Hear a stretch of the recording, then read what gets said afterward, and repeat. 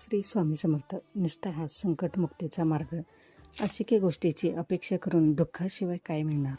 बाबळीला काटे येऊ नये अशी इच्छा करूनही ते काटे येणे बंद होणार नाही. ईश्वर सज्जन व दुर्जन नाही जन्मास घालतो व ऐश्वर्यही देतो. ती तर ईश्वराची लीला आहे. दुसरा असा का, हा विचार नको.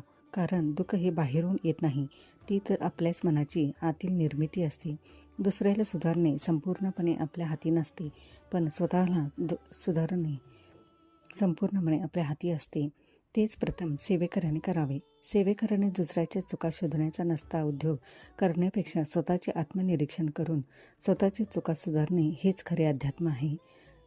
स्वधर्माचे आचरण जो श्रद्धेने करतो त्याचे शत्रूही नुकसान करू शकत नाही. श्री स्वामी समर्थ. अवतारावर निस्सीम श्रद्धा हाच एकमेव संकटमुक्तीचा मार्ग आज तरी आहे. श्री स्वामी समर्थ.